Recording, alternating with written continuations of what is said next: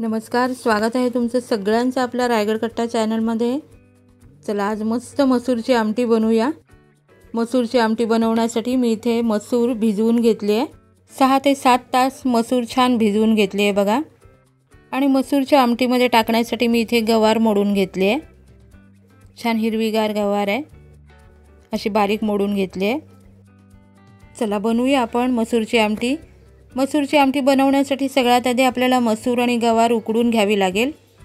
तर एकतर तुम्ही कुकरला 3 शिट्ट्या काढून घेऊ शकता किंवा अशी टोपामध्ये पाणी टाकून उकडून घ्यायची आहे। ही मसूरची आमटी ना पावासोबत, कडक पाव जे असतात त्याच्यासोबत खूप छान लागते। एकदा अशा प्रकारे मसूरची आमटी नक्की बनवा।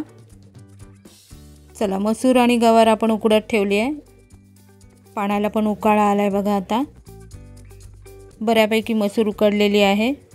एक 5 मिनिटं आणखी शिजवून घेते। तर मसूर आणि गवार उकडते तोपर्यंत इकडे मी फोडणीसाठी तयारी करून घेतली आहे। फोडणीसाठी मी इथे एक मोठ्या आकाराचा कांदा बारीक चिरून घेतलाय। त्यानंतर इथे मी आलं आणि लसूण बारीक चेचून घेतले। आलं लसूण पेस्ट घेतली तरी देखील चालेल।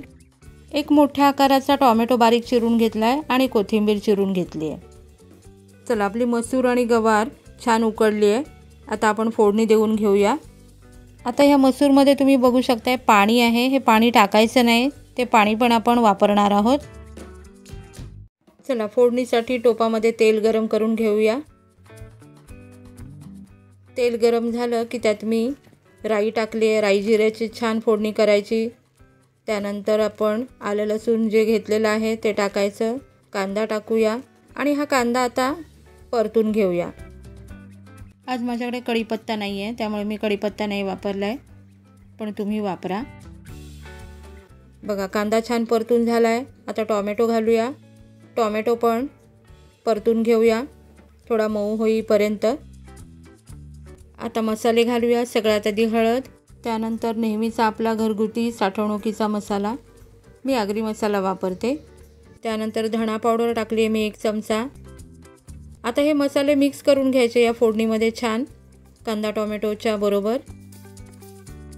आणि आता वाटण टाकूया। इथे मी घेतलंय हे कांदा खोबऱ्याचं वाटण घेतलंय। तर कांदा खोबऱ्याचं वाटण कसं बनवायचं त्याचा व्हिडिओ ऑलरेडी आपल्या चॅनलवरती आहे। त्याची लिंक मी डिस्क्रिप्शन बॉक्समध्ये देते, तर तो व्हिडिओ पण तुम्ही बघून घ्या। वाटण फोडणीमध्ये छान मिक्स करायचं। आता वाफेवरती पाणी ठेवूया आणि हे वाटण थोडं वाफेवरती शिजवून घ्यायचं। 2 मिनिटांनी झाकण काढलंय आणि झाकणातलं वाफेवरचं पाणी मी ह्याच्यामध्ये टाकलंय फोडणीमध्ये। आणि आता आपल्याला ही मसूर आणि गवार घालायची आहे याच्यामध्ये। तर मी ही पूर्ण नाही टाकणार आहे, अर्धी टाकणार आहे। आणि ही बघा ही एवढी मी बाजूला ठेवली आहे।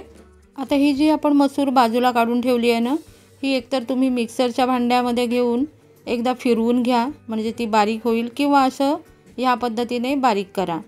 बघा उरलेली गवार आणि मसूर छान बारीक करून झाली आहे। आता झाकण काढूया आणि त्याच्यामध्ये हे जे बारीक केलेली गवार आणि मसूर आहे ती घालूया।